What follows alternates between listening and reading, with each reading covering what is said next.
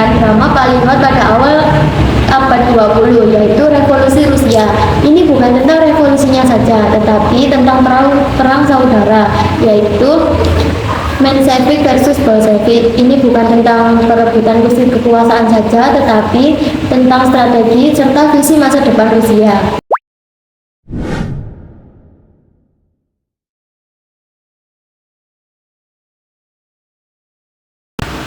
Mari kita dengarkan langsung dari teman-teman yang sudah kita undang. Gimana kalau kita kenalan terlebih dahulu? Oke, kenalin aku Eka. Kenalin aku Kesha. Aku Email. Kita bertiga akan ngejelasin tentang revolusi Rusia. Nah Eka, setelah memasuki 20 ini, bagaimana sih kondisi Rusia pada saat itu? Bayangin, pada awal 20 Rusia adalah agraris yang sebagai bentuknya itu bekerja sebagai petani.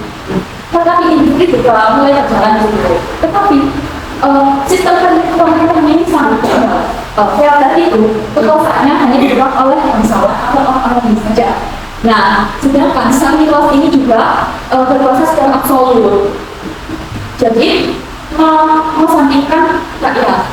Kalau Samilov II ini dianggap sebagai pemimpin yang tidak jujur. Nah, setelah itu Rusia juga mengikuti perang dengan Jepang dan kalah. Nah, itu juga perang dunia satu.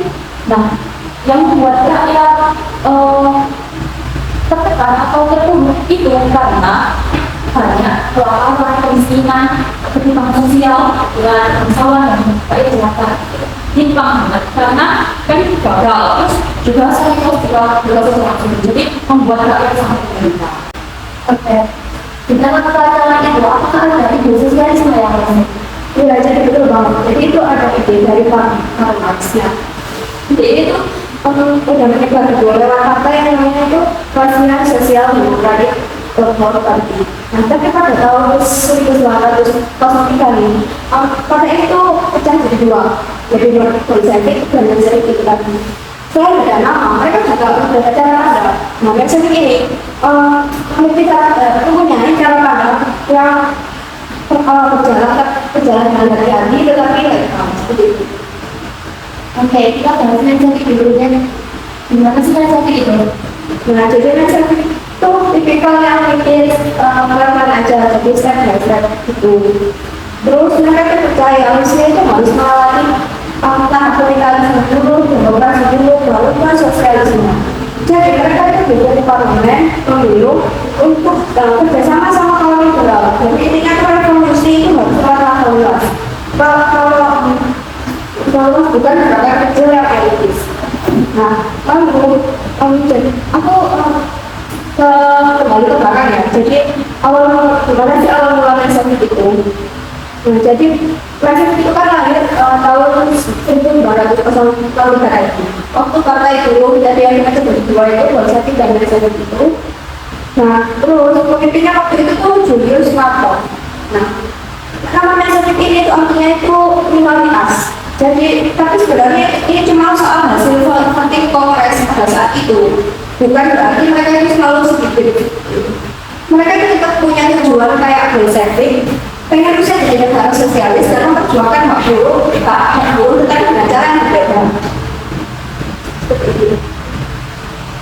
Kan Menshevik ini penting secara proses melihat kondisi dari Rusia rakyat yang apa ini membuat rakyat itu kayak ini benar proses kayak lama gitu. Jadi ya gitu. Nah, kalau Menshevik ini gimana sih? Jadi kalau bicara soal Menshevik itu beda banget sama Menshevik karena pemimpinnya juga hebat. Dia dipimpin oleh Vladimir Lenin. Jadi ibarat kata kalau Rusia harus lewat kapitalisme dulu, justru Lenin itu bilang kenapa harus mundur dulu kalau kondisi rakyat itu sudah semakin parah gitu. Nah, ia juga mempunyai ide yang bernama Vanguard Party, yaitu artinya revolusi itu tidak harus menunggu rakyat itu sadar dulu. Nah, di samping itu ia juga menekankan bahwa kita itu tidak harus bergabung sama kaum borjuis, dan kedua itu Pemimpin itu harus direbut, bukan dipilih atau sebagainya. Nah, ia juga mempunyai slogan yang enak banget, yaitu perdamaian, roti, dan tanah. Yang dimaksud perdamaian itu karena rakyat itu sangat capek untuk melawan perang dunia yang pertama. Kalau tanah itu, petani itu yang meminta tanah atau ingin tanahnya membangun. Dan yang ketiga itu roti, karena pada saat itu rakyat itu sangat dilanda kelaparan. Nah, jadi itu secara teori mereka itu lebih fleksibel dalam mengutak-atik pemikiran mereka supaya cocok sama kondisi Rusia yang belum sebelumnya industri pada saat itu.